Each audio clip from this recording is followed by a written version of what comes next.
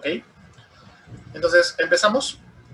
El primer tema que vamos a ver en este módulo es en verdad una introducción general a lo que es la analítica de datos, también llamada analítica de negocios, que tiene ciertos elementos que pertenecen también a otros campos, ¿no? A la estadística multivariada, en algunos casos a la matemática, a la informática, pero que también podrían englobarse con otros términos que fueron más comúnmente usados hace algunos años, como por ejemplo minería de datos, ¿no? Está todo relacionado, así que habrá que marcar primero algunas diferencias con algunas de estas áreas funcionales para entender bien a qué vamos a ir nosotros.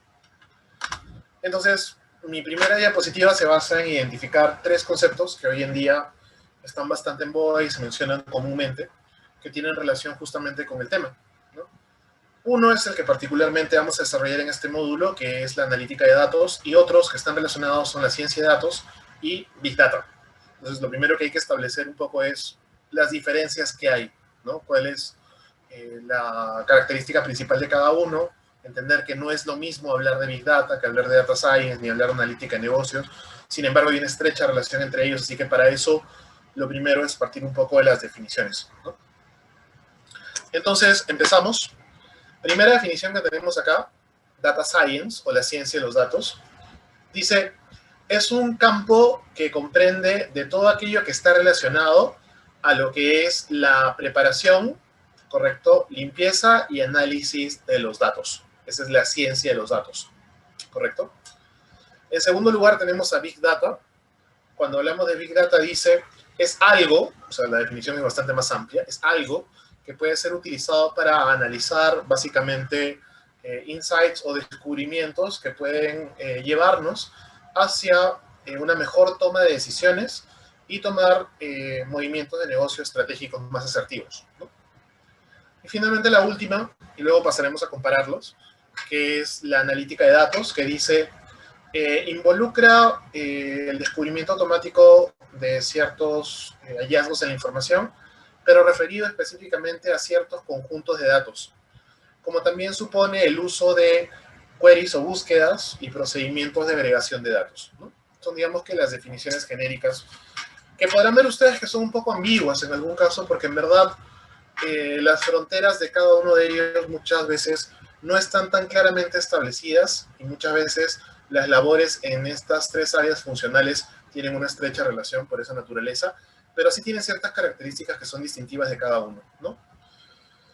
Por ejemplo, partamos del primero, la ciencia de los datos.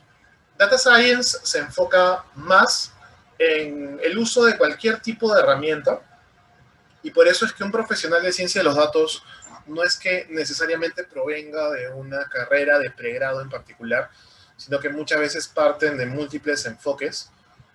Podemos hablar de científicos de datos que tienen una formación informática, científicos de datos que tienen una formación de repente más de negocios, científicos de datos que tienen una formación quizás un poco más estadística, es lo más común en esos tres campos, ¿no?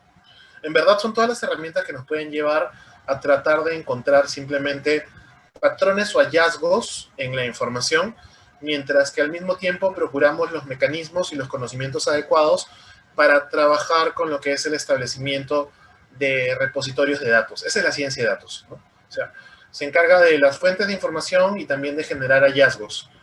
En la ciencia de datos no hablamos todavía del establecimiento de modelos. Podríamos usarlos para determinar los hallazgos, pero no es lo más característico. Y en verdad está más orientado a los mecanismos que nos ayuden a básicamente trabajar con los datos. Entonces los científicos de datos se caracterizan porque en verdad ellos son los que tienen mayores capacidades para trabajar con cualquier tipo de dato independientemente de su fuente. Comúnmente los científicos de datos tienen habilidades suficientes para poder trabajar con data estructurada, es decir, data que ya está trabajada en un archivo de repente de Excel o de SPSS, en una base de datos ya debidamente formulada como una tabla, como también tienen los mecanismos para poder obtener esa información de otras fuentes. Obviamente son personas que manejan conceptos de SQL simplemente y sencillamente en una labor cotidiana, como también son capaces de jalar la información o de data no estructurada, como puede ser de repente de algunos repositorios web, de formato HTML, de formato simplemente TXT, y llevarlo a un formato de data estructurada, ¿no? Esos son los científicos de datos. Big Data tiene la mayor similaridad con Data Analytics o con la analítica de negocios, pero lo que lo caracteriza principalmente es el volumen de manejo de la información. Algunos autores hablan de un margen a partir del cual el volumen de la información ya podría considerarse como Big Data, pero esto es relativo. En verdad, Big Data puede ser cualquier tipo de aplicación que ustedes conduzcan, ya generalmente con el objetivo de aplicar algún modelo para generar hallazgos, pero en todo aquello que sobrepase la capacidad computacional de una unidad de cómputo, de una computadora. Cuando ustedes tienen que algún procedimiento que quieran hacer, no lo pueden hacer en un tiempo razonable, en una sola computadora, por la cantidad de iteraciones, permutaciones, por lo complejo del modelo, lo complejo del algoritmo, ahí estaremos hablando de Big Data, porque eso requiere ser dividido en labores de procesamiento que generalmente o se van a la nube o se dividen por un esquema de grid computing para poder seccionar la tarea en pequeñas partes y luego poder recopilarla a la salida, ¿no? Entonces, Big Data maneja, en verdad, flujos de información bastante altos, teras de datos, en aquello que no puede ser procesado en una sola unidad computacional. Y esto principalmente se orienta, sobre todo, como maneja bastantes volúmenes de información, también a tomar decisiones generales de negocio. Porque si yo estuviera tratando de resolver un problema específico, el volumen de información siempre va a ser más limitado. Cuando hablamos de Big Data, hablamos de conducir análisis sobre todo el volumen de información disponible en toda una organización. Entonces es un volumen bastante grande. La analítica de negocios es el último concepto. Esto es algo más específico.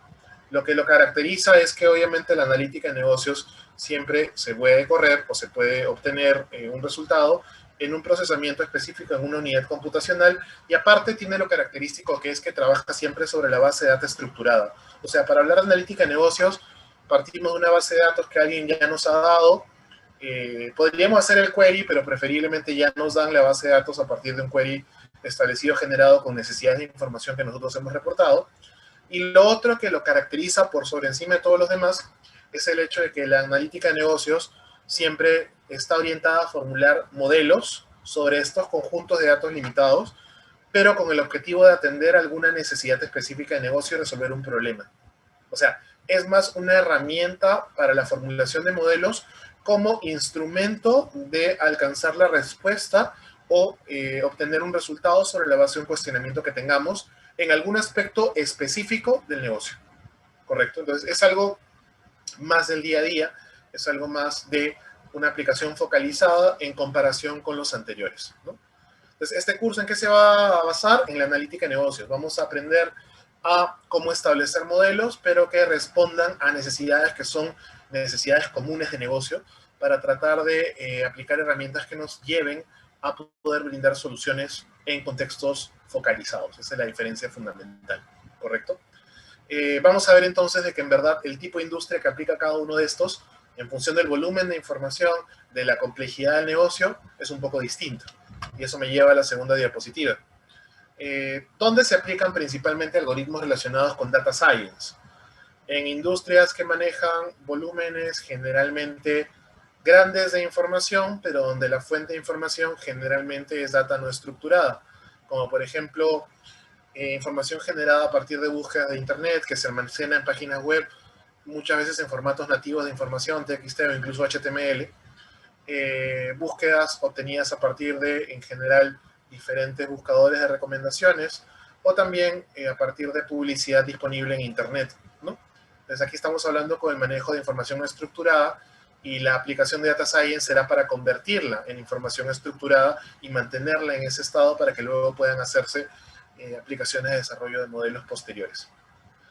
Big Data maneja volúmenes altos de información, como por ejemplo en industrias que manejan altos volúmenes de transacciones, como pueden ser en servicios financieros, en empresas de comunicación, como también por ejemplo en el sector retail, ¿no? Esto involucra analizar todo el volumen de información de una empresa del sector financiero, todo el volumen de información de una empresa retail, todo el volumen de información de una empresa de comunicaciones. A ese nivel está Big Data. Si hablamos de industrias más específicas para atender necesidades de negocio bien focalizadas, los ejemplos más típicos de la analítica de negocios, por ejemplo, están en healthcare, ¿no? Que es empresas relacionadas al cuidado de la salud, principalmente del sector privado. Hablamos de clínicas, ¿no? Donde obviamente hay un volumen que puede ser elevado de pacientes, pero que en general las necesidades de negocio son específicas para atender justamente la estimación o la predicción de ciertas condiciones específicas con respecto a los pacientes. Entonces el volumen de información no es tan grande. Otros ejemplos, empresas que tienen que ver con viajes, agencias de viajes, por ejemplo. En el sector de gaming o juegos también se puede aplicar juegos digitales por internet o por aplicaciones. También en empresas del sector de manejo energético que tienen obviamente un repositorio de clientes.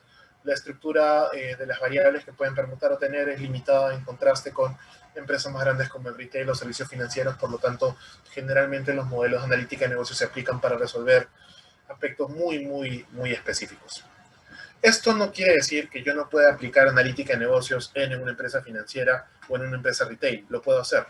La diferencia está en el ámbito de aplicación. O sea, si yo utilizo un modelo de analítica de negocios dentro de un área específica, una empresa financiera, yo no estoy haciendo Big Data. Lo que estoy haciendo es analítica de negocios.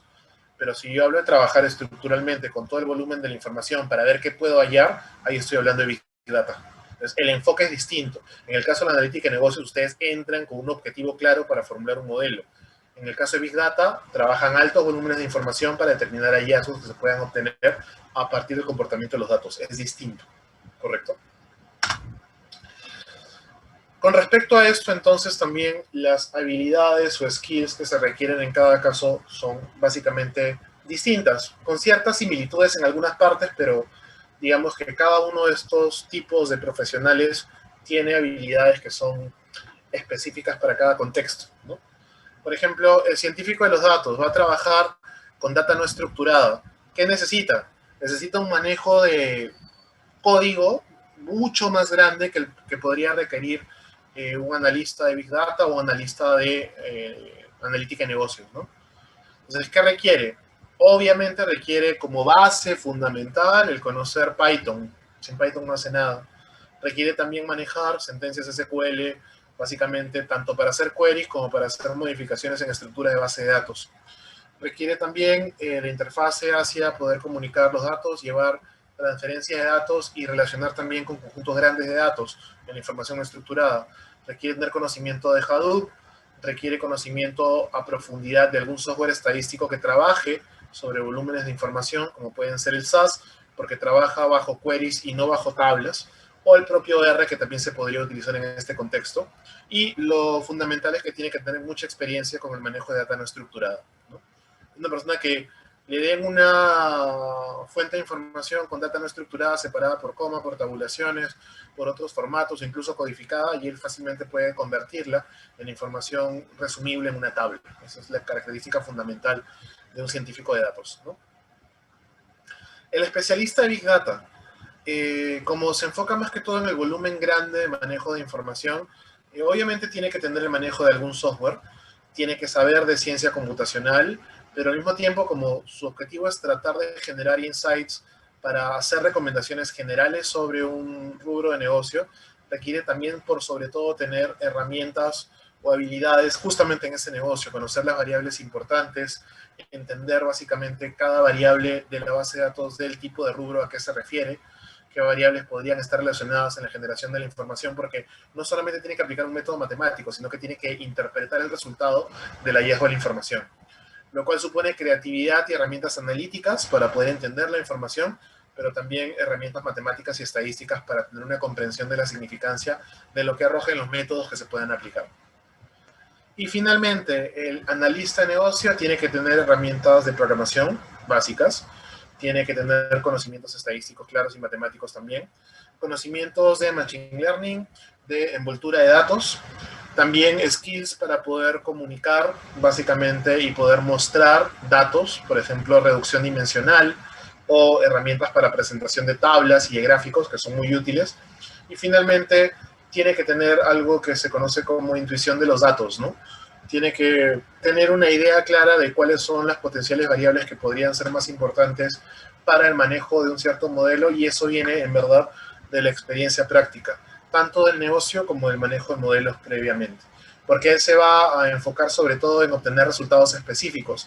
Para eso tienen que tener las herramientas para programarlos, entender la data y mostrar los resultados, cosa que no es tan fundamental en las dos áreas anteriores, ¿no?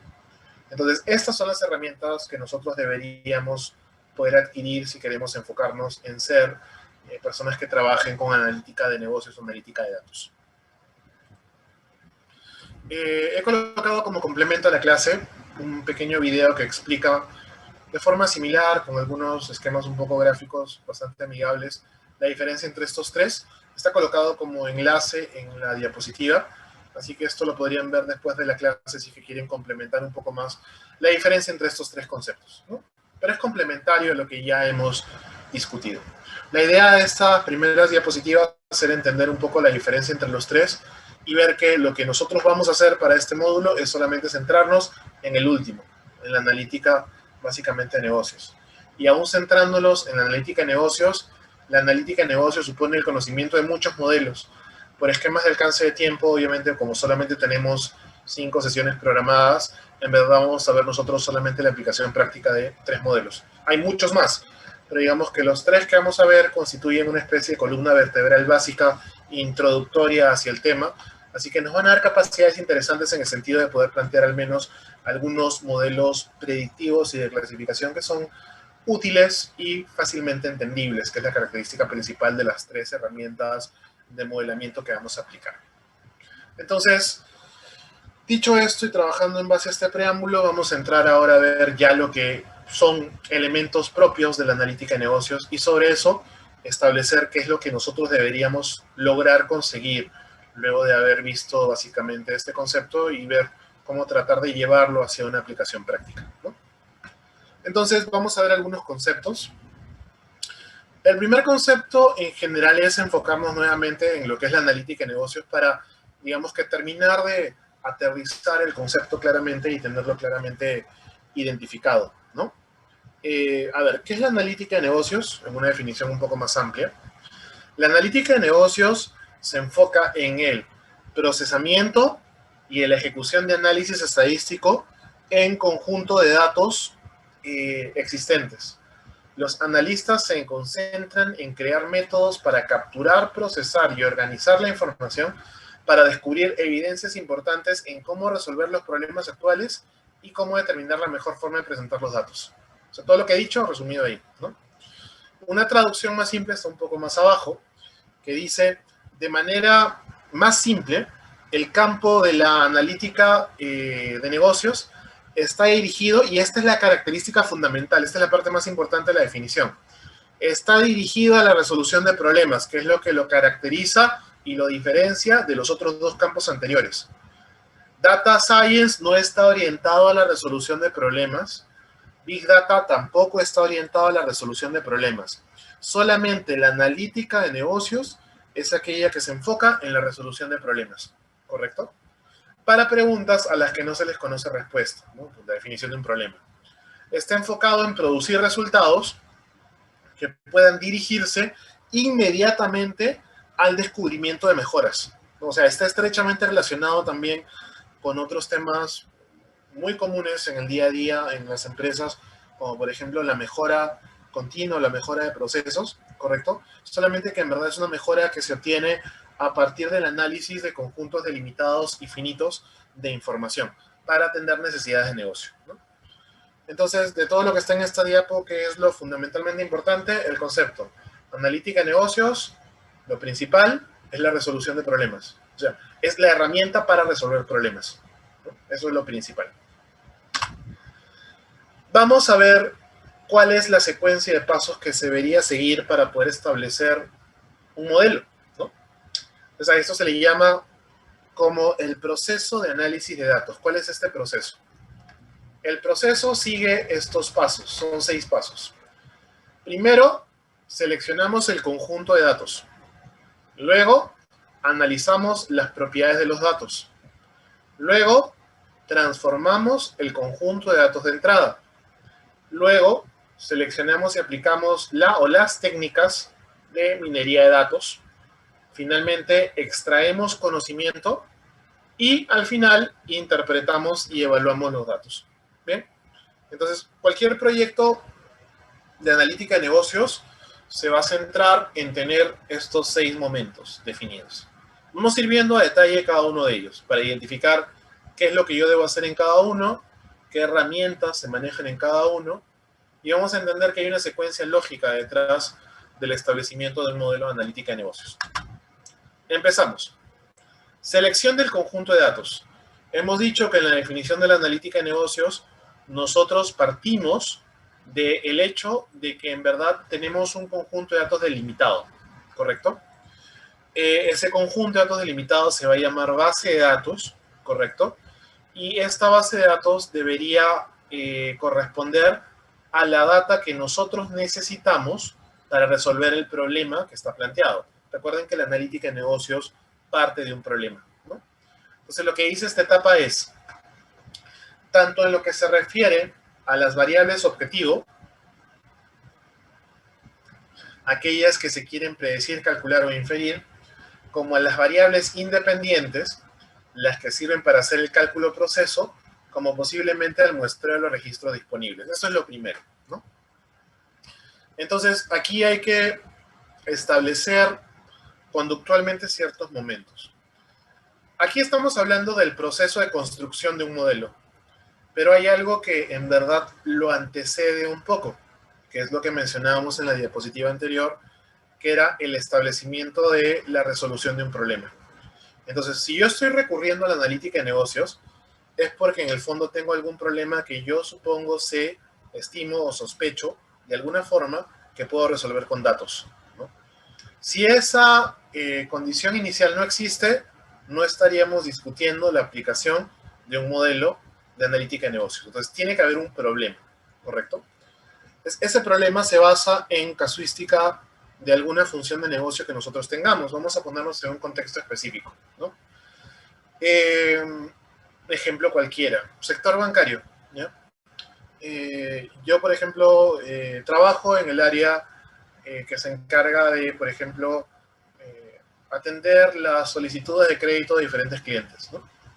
Entonces, finalmente hay un proceso de evaluación que se sigue, para lo cual usualmente cuando un cliente pide un crédito se le solicitan ciertos datos, y en verdad, históricamente el proceso inicialmente era evaluando mediante el criterio de una persona si este cliente cumple o no con ciertos requisitos para desembolsarle o no un crédito, ¿correcto?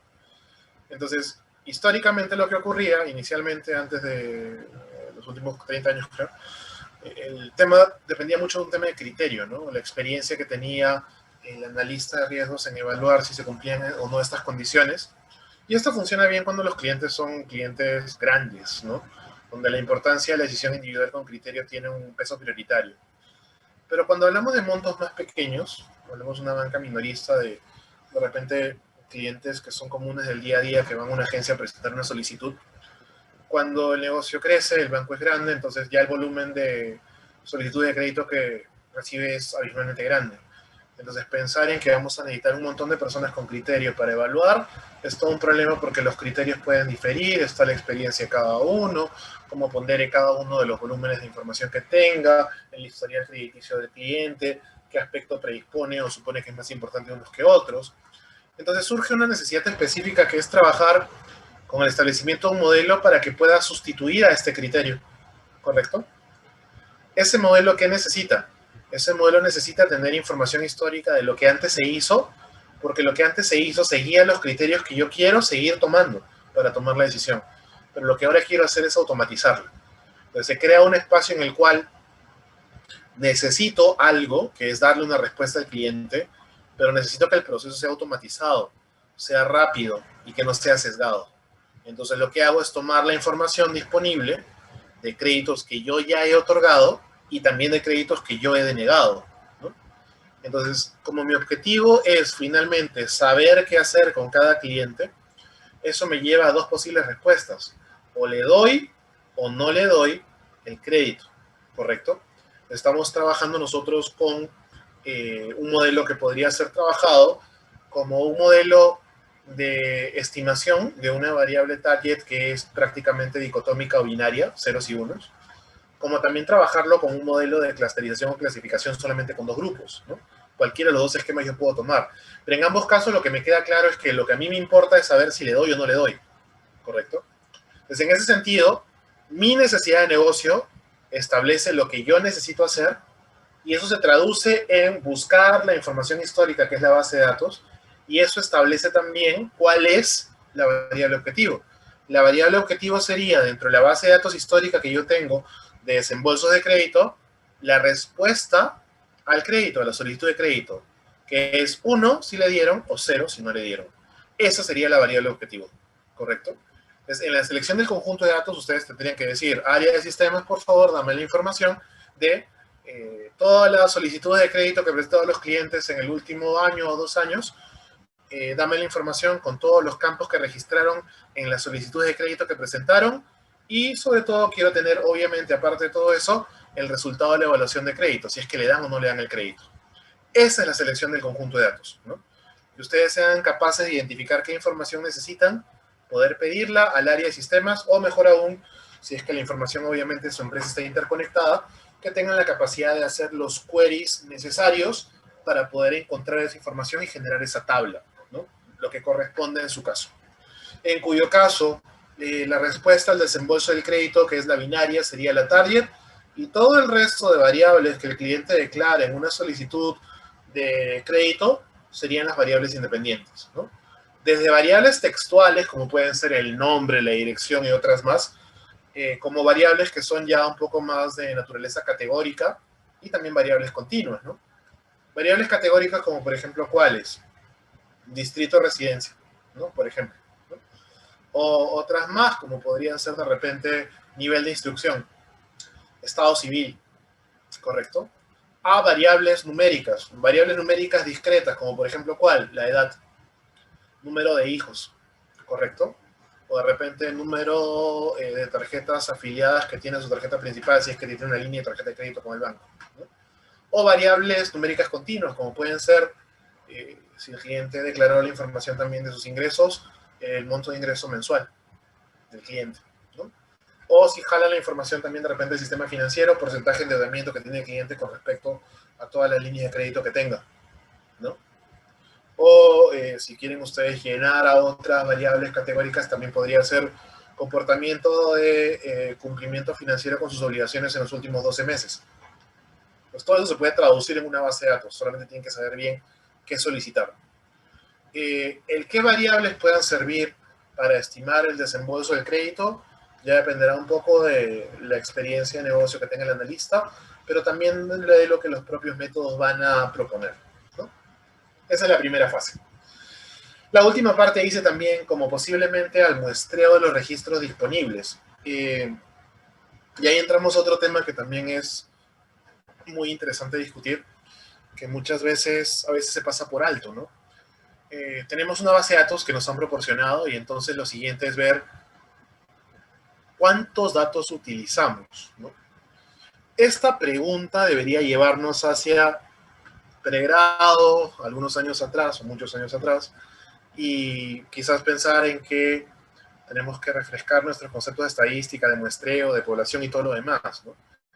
Entonces, muchas veces lo que comúnmente escuchamos en un curso de estadística es que la muestra es lo disponible, la población es el total, pero nunca se puede medir, y que normalmente la calidad de la muestra siempre será mejor mientras más grande sea.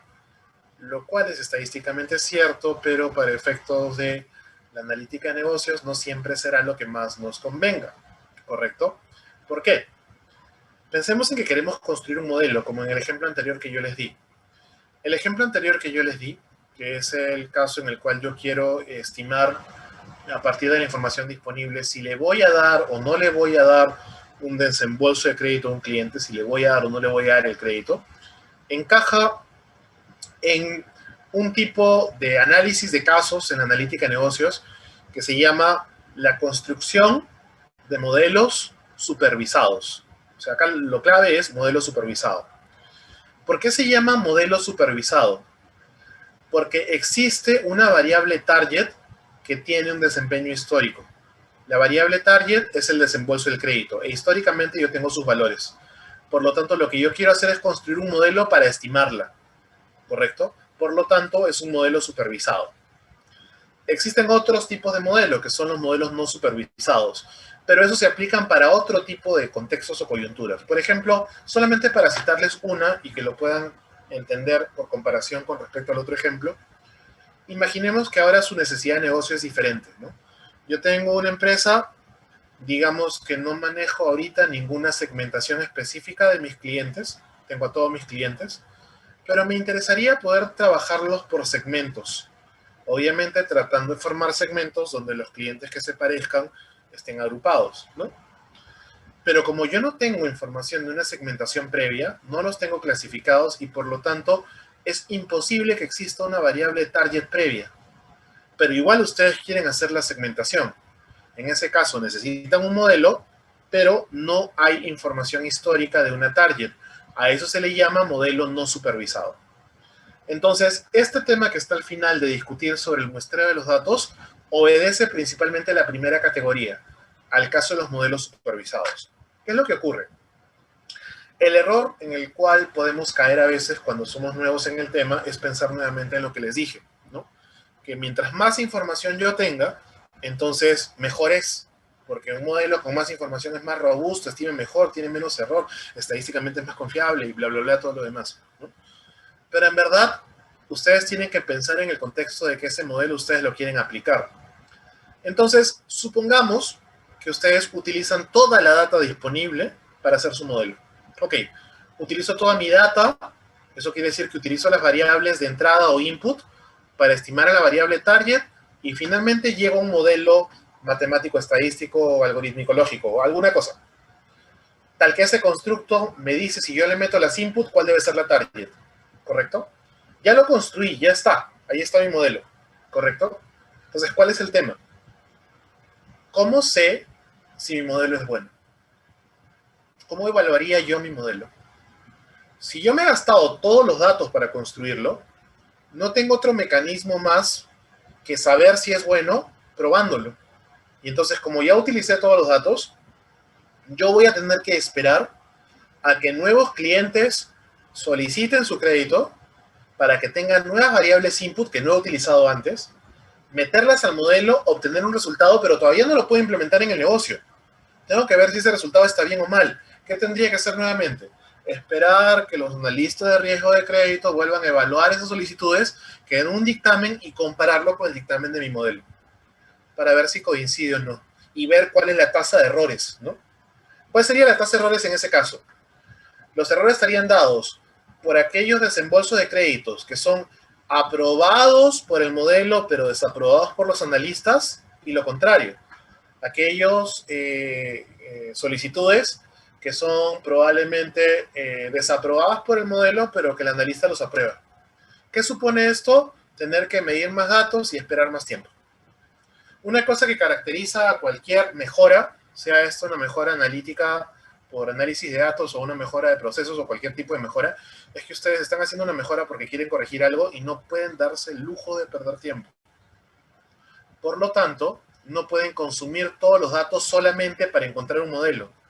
Tienen que utilizar todos los datos disponibles para que puedan encontrar un modelo, pero además que puedan saber si el modelo sirve o no y evaluar cuál es el nivel de asertividad de este modelo. Entonces, ¿qué es lo que hacen? En vez de tomar toda la data para hacer el modelo, toman una sección de los datos, una parte de los datos para hacer el modelo. Y reservan una parte de la base de datos para luego evaluar los resultados que les dan. Entonces, a eso es a lo que se refiere como el muestreo de los registros disponibles. Para el caso de un modelo supervisado, esto supone dividir a la base de datos en dos secciones. Una sección se llama la base de datos de entrenamiento, que es la que sirve para construir el modelo, y la otra sección se llama base de datos de evaluación. ¿Para qué sirve la base de datos de entrenamiento? Construye el modelo que yo voy a utilizar. ¿Y para qué sirve la base de datos de evaluación? Le meto las variables input de la base de datos de evaluación, el modelo predice un resultado y puedo compararlo contra la variable target real de la base de datos de evaluación. Eso me da la capacidad de medir una tasa de error para saber con qué nivel de error yo puedo utilizar ese modelo que estoy obteniendo. No he tenido que esperar más tiempo, no he tenido que tomar más registros, he utilizado lo disponible para poder encontrar un modelo que además de estar planteado pueda medir una tasa de error, ¿correcto? Esa es una primera razón para hacer esta división de la base de datos en partes. La otra razón, que también es muy importante, casi tan importante como la primera, de no esperar más tiempo en un modelo supervisado, es lo que se conoce como reducir la posibilidad de que se presente el problema del sobreajuste. En inglés a esto se le denomina el overfitting. ¿Qué cosa es el overfitting? El overfitting es tomar tantos datos sobre una casuística para desarrollar un modelo que está hecho tan, pero tan a la medida de esos casos, que cuando aparecen nuevos casos, no va a servir. ¿Correcto? El ejemplo que usualmente uso para que entiendan esto las personas que de repente no manejan mucho el tema de modelamiento es pensar, por ejemplo, en algo tan sencillo como, por ejemplo, una prenda de vestir, ¿no? ¿Qué pasa si ustedes confeccionan una prenda de vestir específicamente para la medida de una persona? Esa prenda va a entallar precisamente y va a ser muy exacta para la persona para la cual sirvió y para la cual se tomó medidas y se construyó, se elaboró la prenda. Pero si yo tomo una persona distinta, como es una prenda hecha a medida, entonces no le va a servir. ¿Por qué? Porque está ajustada o sobreajustada a una persona en específico. ¿Qué es lo que yo debería hacer? No tomar medidas sobre la base de una persona, sino que permitir que haya cierta holgura en diferentes dimensiones de la prenda y establecer no una medida específica, sino que medidas estándar, ¿no?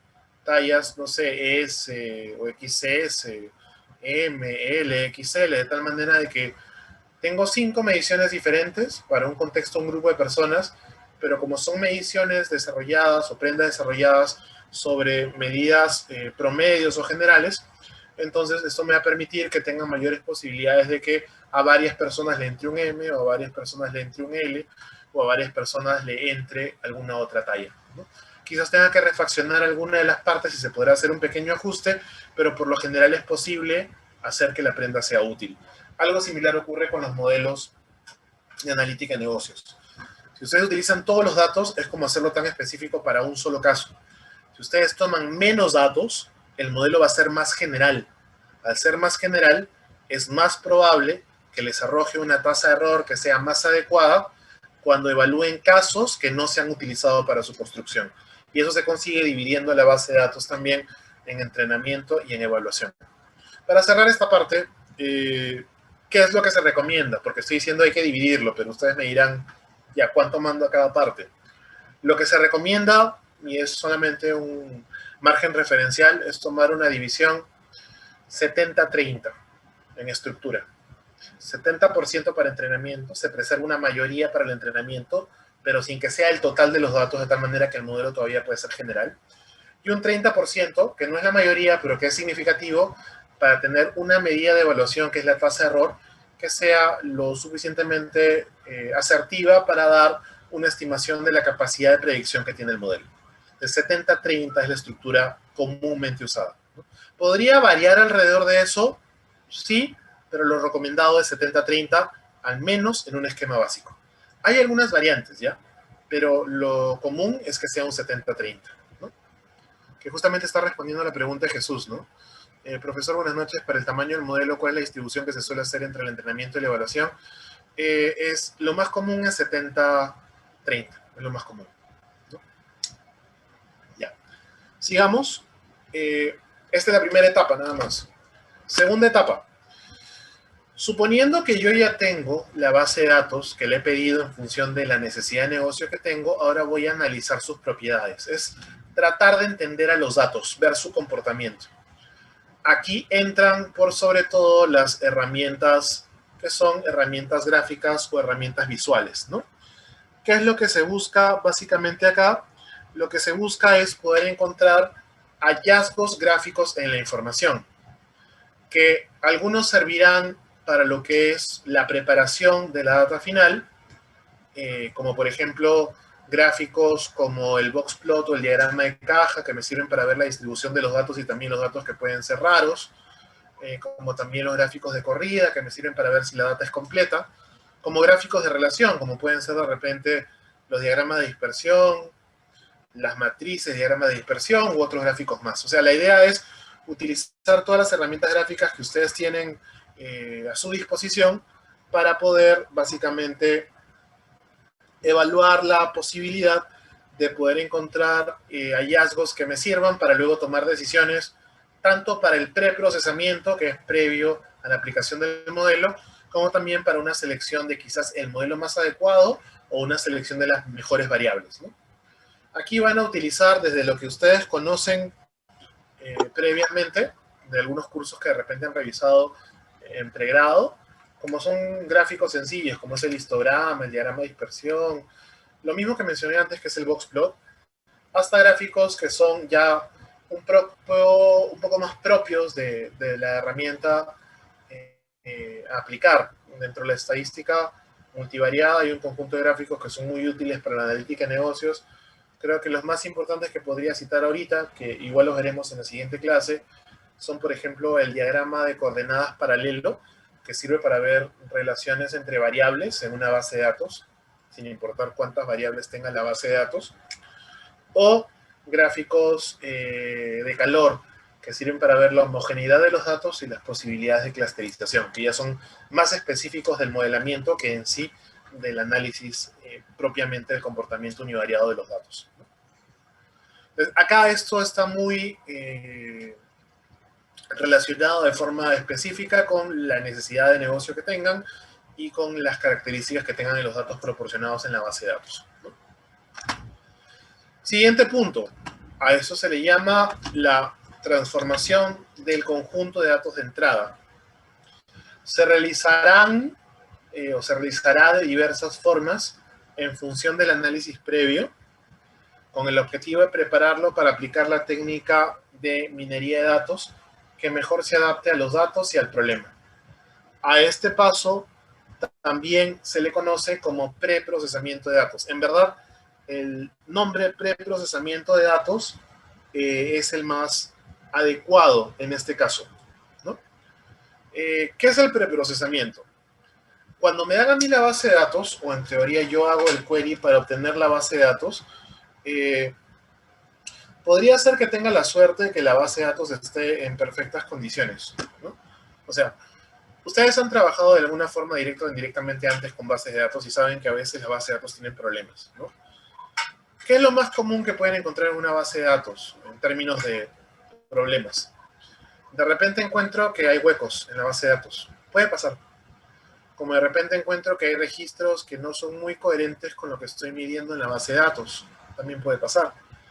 Como de repente me doy cuenta que hay simplemente datos que por alguna razón cuando yo solicité la data, obviamente se obtuvieron de algún repositorio principal y fueron transformados en el formato que yo pedí utilizando algunas interfaces y de repente no se consistenció bien la información o no se revisó y de repente tengo registros que incluso pueden tener valores inadecuados o incluso data que puede estar dañada, ¿no? Que salga como caracteres o con errores en la base de datos.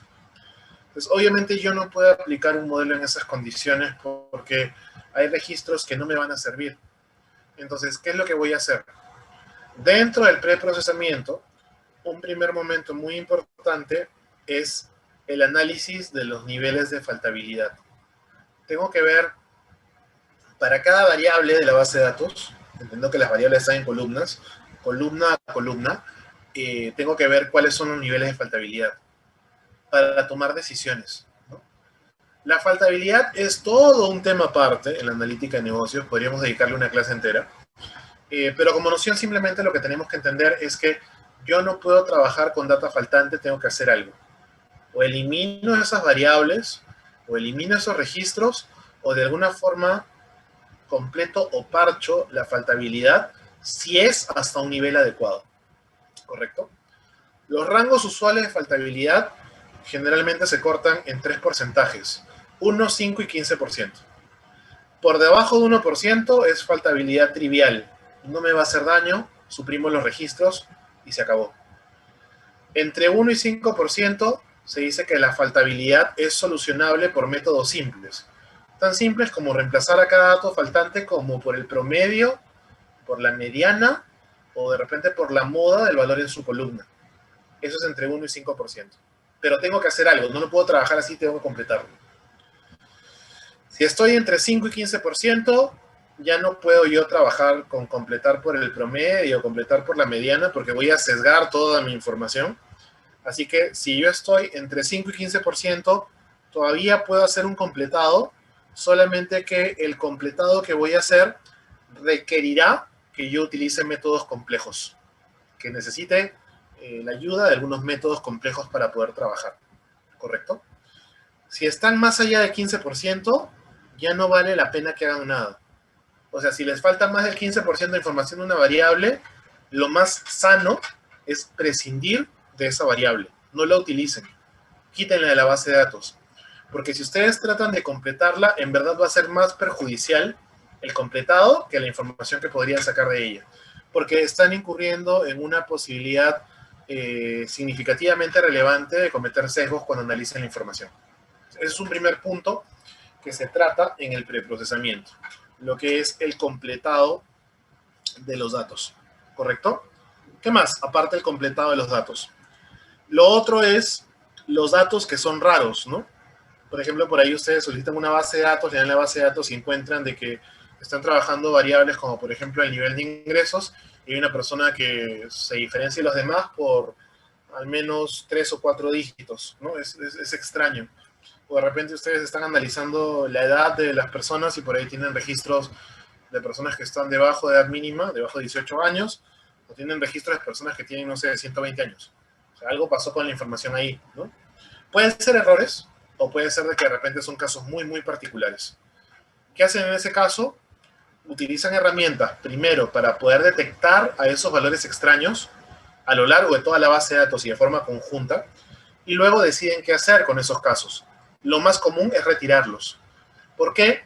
Porque los valores que son muy extremos generalmente son altamente influyentes en cualquier estadística que ustedes puedan obtener de forma simple en una base de datos, ¿no? Entonces, un valor muy alto o un valor muy bajo podrían distorsionar mucho el promedio o la desviación estándar de los datos. Y como en algunos métodos o modelos el promedio o la desviación estándar proveen de información que podría ser considerada como importante para los datos, el introducir esas observaciones puede generarme sesgos. Entonces prefiero quitarlas, ¿no? ¿Qué más se aplica en esta etapa de preprocesamiento? Otra cosa más que se puede aplicar es la triada de normalización, estandarización y discretización, ¿no? Normalización, estandarización y discretización, le dicen NED, NED. La normalización se da cuando ustedes quieren suavizar el comportamiento de la distribución de los datos. La estandarización se da cuando ustedes necesitan utilizar algún tipo de modelo posterior de estimación o clasificación, donde de repente el modelo que ustedes van a utilizar podría introducir un sesgo en el modelo dependiendo de la magnitud que tenga cada variable, ¿no? Por ejemplo, tengo una base de datos que tiene, por ejemplo, por un lado la edad, que yo sé que va en 2 dígitos, en lo más común, por ahí el porcentaje de endeudamiento que está entre 0 y 1, y otra variable más que de repente sea el monto de ingreso total anual, que por ahí puede tener 5, 6, 7 dígitos de repente, ¿no? Entonces, si el modelo que yo voy a utilizar utiliza algún tipo de modelamiento en el cual el coeficiente puede tener mayor o menor valor o estar influido por la magnitud de la cifra, eso quiere decir que de entrada el nivel de ingreso va a tener un coeficiente que tenga mayor peso que el nivel de endeudamiento o que la edad. Si yo no quiero eso y quiero que todas las variables tengan el mismo nivel de influencia sobre los coeficientes que el modelo me puede aplicar, antes de aplicar el modelo tengo que estandarizar. ¿Por qué? Porque la estandarización va a asegurarme que luego de estandarizar, todas las variables se encuentren entre, básicamente, un rango entre -1 y 1. Eso va a hacer que el nivel de ruido sea homogéneo a lo largo de todas las variables y que los coeficientes no dependan de la unidad de medida de la magnitud. Entonces, en algunos casos es necesario hacerlo, no en todos. Lo cual me lleva a la última, ¿no? A la D de NET, que refiere a qué cosa? Discretizar. ¿Qué cosa es discretizar? Discretizar es convertir una variable continua en una variable discreta. ¿Por qué yo quisiera hacer algo así? Porque depende de la necesidad de análisis de información que tenga, ¿no? Quizás cuando recopilaron la información, nuevamente remontándome al caso del análisis y la solicitud de crédito, ustedes pidieron la edad de la persona y la persona llenó su edad, ¿no? 28 años, 35 años, 60 años, 73 años, y está registrado como un valor. Es un valor discreto. Sí, es un valor discreto, pero vean todas las posibilidades que tiene. Si ustedes van a pensar en de repente formar un modelo eh, de predicción o incluso de clasificación, lo más probable es que ustedes necesiten trabajar a la edad no como una variable numérica discreta, sino como una variable categórica, ¿no? Que es lo más común. De 18 a 25, de 25 a 34, de 35 a 45, 45 a 60, más de 60 adulto mayor, ¿no? Entonces, lo que es una variable numérica discreta por naturaleza se convierte en una variable categórica de 5 categorías. Eso es discretizar. Es convertir una variable numérica en una variable categórica. ¿Correcto? Le digo 0, 1, 2, 3, 4, donde 0 yo sé que es A, es de 18 a 25. Y yo sé que, por ejemplo, 5, A es mayor que 60. ¿Por qué? Porque si hablamos de formar segmentos o clúster de clientes, no van a formar un clúster para cada grupo de 18, para cada grupo de 19, para cada grupo de 20. Lo van a formar por rangos. Y esa formación de rangos es la discretización. Y hay mecanismos para que si ustedes no sepan cómo discretizarla, puedan probar intervalos de discretización y ver cuáles son los más adecuados. Esa es la discretización, ¿correcto?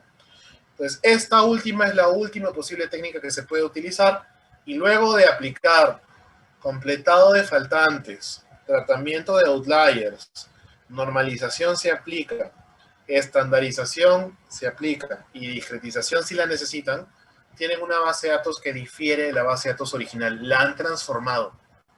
Esa es la que necesitan para recién poder aplicar el modelo, que nos lleva a la etapa siguiente. La selección y aplicación de la técnica que van a necesitar emplear, ¿no? Sandra, te escucho. Hola, profe, ¿qué tal? Buenas noches. Una consulta. No me quedó tan clara la parte de estandarización y quería saber si, por ejemplo, el convertir una variable de cualitativa, por ejemplo, en una cuantitativa, ¿eso es estandarizar? No. Convertir una variable cualitativa en una variable cuantitativa es solamente codificar, ¿correcto? O sea, en vez de que yo tenga, por ejemplo, distrito con labels o etiquetas, lo convierto en una variable numérica. En verdad Ujú. no tiene interpretación numérica, solamente lo único que estoy haciendo es codificarlo para trabajarlo con un valor numérico que represente la categoría, ¿no? Eso no es, por ejemplo, estandarizar, ni discretizar, ni tampoco normalizar, solamente es codificación. Sí, ¿no? Porque estás cambiando de un valor, o sea, de un valor a uno o sea, a otro simplemente asignándole un parámetro Y que tú estás tomando. en ese ejemplo te das cuenta de que la variable, o sea, el inicio se entiende como una variable cualitativa solamente que está expresada como una cadena de texto. Al Ujú. hacer el procedimiento que mencionas, Sí, se los convierte nombres. en una variable que tiene una cifra numérica, pero sigue siendo una variable cualitativa porque es categórica. Claro, claro, sí entiendo. Ok, y entonces, o sea, ¿podría repetirme entonces un ejemplo, por favor, de estandarización? No, estandarización tiene que ver con lo que mencioné con respecto a las unidades de medida, lo que fue el ejemplo que les di cuando hablaba de monto de ingreso anual, porcentaje de endeudamiento y edad. Las tres variables se manejan en rangos diferentes, ¿no? El porcentaje de endeudamiento entre 0 y 1, la edad entre 18 hasta, no sé, 100, 120 extremos, y el nivel de ingreso anual en varios dígitos, ¿no? 5, 6, 7 dígitos. Entonces, no todos los modelos, pero hay modelos donde dependiendo de la cantidad de dígitos que tenga la cifra, eso podría influir en que el coeficiente que yo asigne pueda ser mayor o menor. Y en algunos modelos el coeficiente determina un peso de impacto de nivel de relación de la variable con respecto al resultado. Entonces, ¿qué pasa si van a utilizar un modelo de ese tipo? Previamente tienen que hacer que todas las variables tengan el mismo rango de variación para que entonces, si alguno de las variables termina teniendo un coeficiente mayor o menor, sea solamente por el nivel de relación de la variable y no por cuántas unidades o cuántos dígitos tenía la cifra. Entonces, en ese caso, lo que yo aplico es una estandarización. ¿Qué cosa es la estandarización?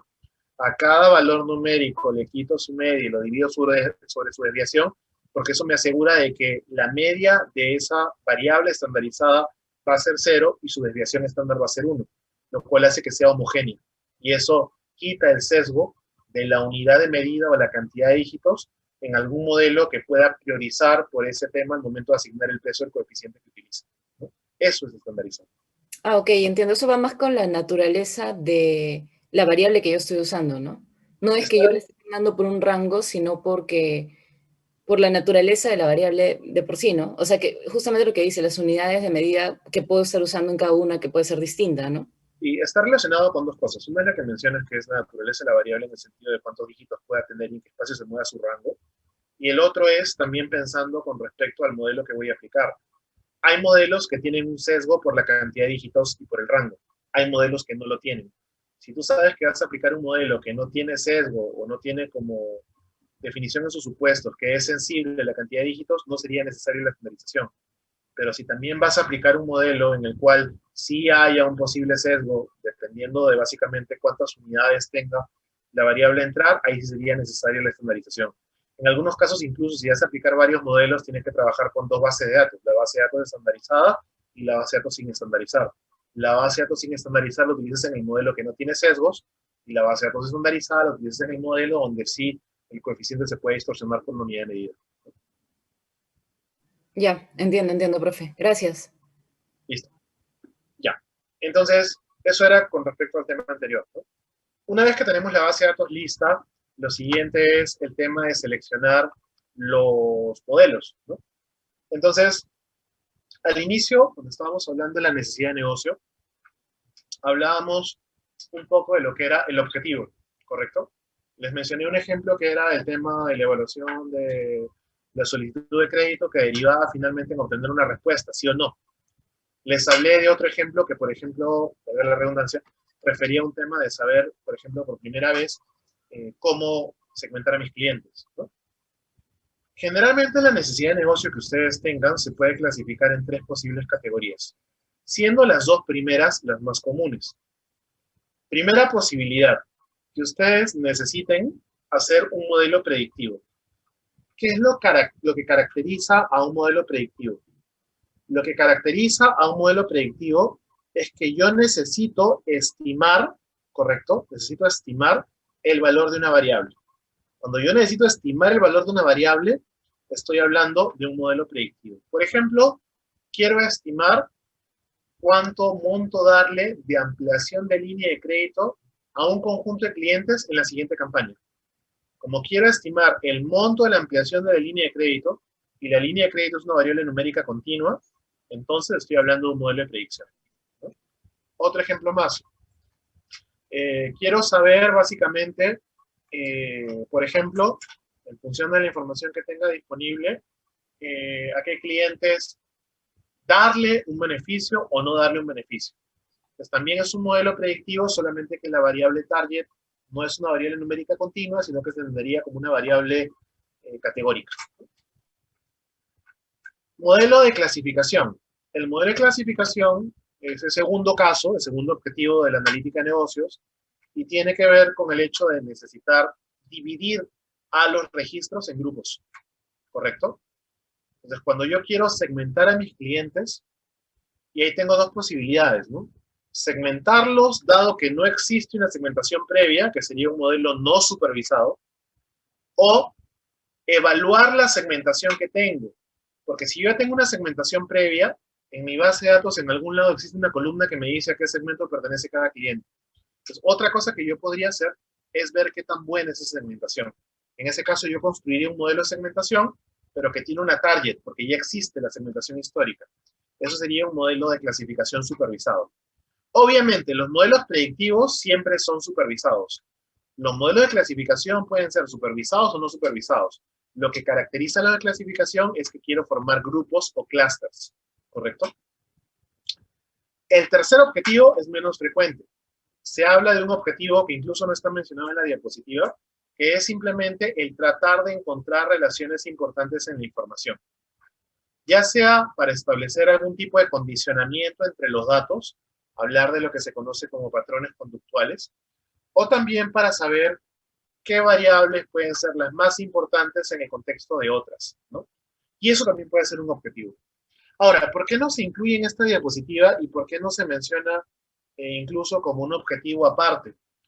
Porque generalmente cuando yo voy a construir un modelo predictivo o cuando voy a hacer un modelo de clasificación, el esquema interno del procedimiento es muy parecido. Es decir, si yo voy a hacer un modelo predictivo, ¿qué es un modelo predictivo?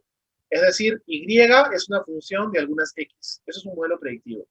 Entonces, las X que terminan en el modelo están en el modelo porque son relevantes para el Y.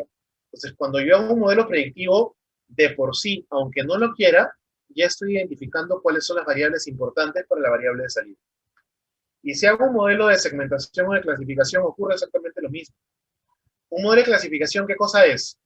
Saber cómo clasificar a mis clientes. Decir, por ejemplo, si el cliente tiene un monto de ingreso mayor que 10.000, porcentaje de endeudamiento menor que 20%, y tiene básicamente 2 tarjetas de crédito como máximo, está en ese segmento.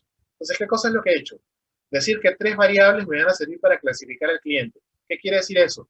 Que la variable de nivel de ingreso, la variable de porcentaje de endeudamiento y la variable del número de líneas de crédito que tenga en general en el sistema financiero puede ser considerado como variables importantes para ese propósito.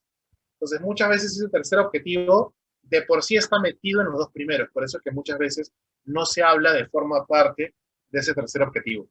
Pero muchas veces nosotros ya podemos tener un modelo establecido y solamente nos puede importar revisar si cierta variable sigue siendo importante. Por eso es que ese tercer objetivo también algunas veces puede entrar a tallar en una necesidad de negocio específica. ¿Correcto? Ahora, ¿por qué menciono los tipos de objetivo si estamos ahorita hablando de lo que es básicamente el establecimiento de un modelo? Porque cuando yo hablé al inicio de la sesión de lo que eran las técnicas potenciales que ustedes podrían ver, no es que las técnicas sirvan para todos los tipos de objetivos, sino que en verdad, generalmente, al menos en la analítica de negocios, las técnicas están clasificadas de acuerdo al objetivo que tengan. Es decir, si yo tengo un objetivo de construir un modelo predictivo con una variable target numérica continua, tengo un conjunto de técnicas que podría utilizar. Si yo quiero establecer un modelo predictivo, pero con una target categórica, tengo un conjunto de técnicas que podría utilizar. Si quiero hacer una clasificación supervisada, tengo un conjunto de técnicas que puedo utilizar, que son distintas a las que tengo si quiero hacer una clasificación no supervisada. Entonces, si ustedes no saben cuál es el objetivo que tienen y no lo han clasificado, tampoco pueden tener claro qué técnicas podrían utilizar. Para seleccionar las posibles técnicas, debo tener claro primero el objetivo. Por eso es que primero hablamos del objetivo dentro de esta parte. Entonces, cuando tenga el objetivo claro, yo voy a saber qué técnica puedo y qué técnica no puedo utilizar.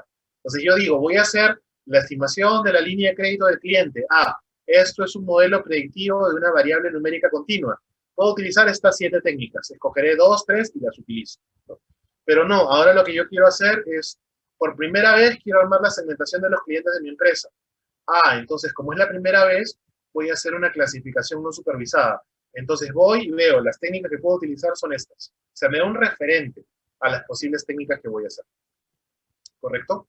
Una vez que tengan esas posibilidades, construyen básicamente todas las técnicas, ¿no? Construyen básicamente ustedes todas las técnicas que pueden utilizar.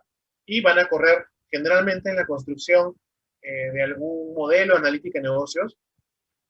Un error que se comete es pensar de que ustedes dicen, ya, voy a hacer mi modelo predictivo, utilizo regresión, listo, ningún resultado. No existe el modelo más adecuado, un único modelo que sea siempre la respuesta a todos los problemas de acuerdo a un objetivo. Por eso es que hay varias posibilidades.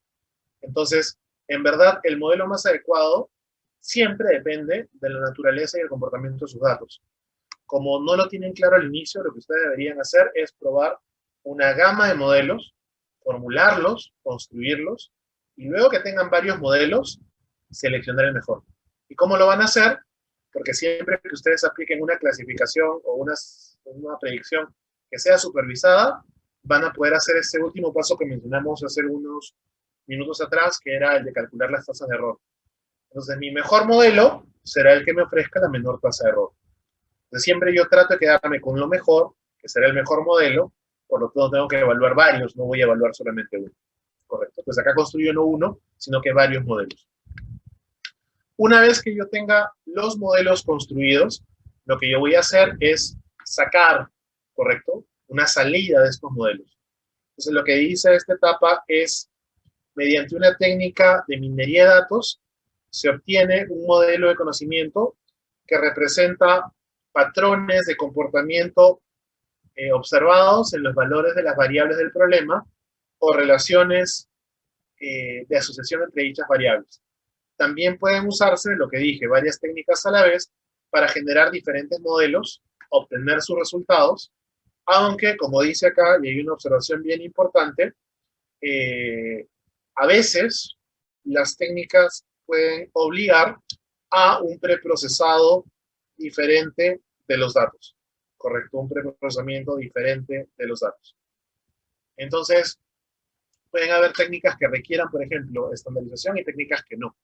Pero al final, en esta etapa, lo que yo tengo que tener son varios modelos corridos con sus resultados para llegar a la etapa final. ¿Cuál es la etapa final?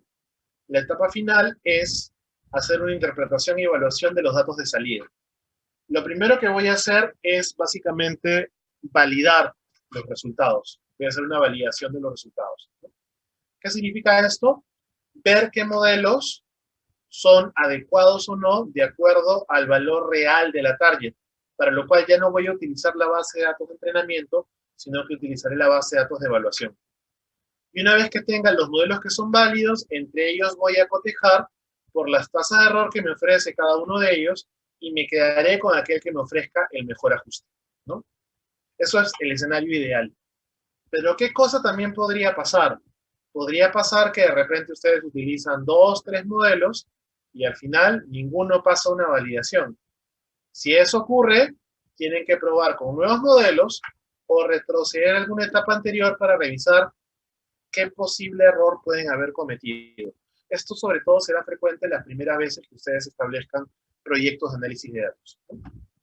Entonces, los posibles resultados de esta fase son que el modelo final valide o no valide. Si el modelo supera la evaluación y entre los que superen la evaluación se quedan con el mejor, lo siguiente es no dejarlo en saber cuál es el mejor modelo, sino que tienen que convertirlo en una herramienta, ¿no?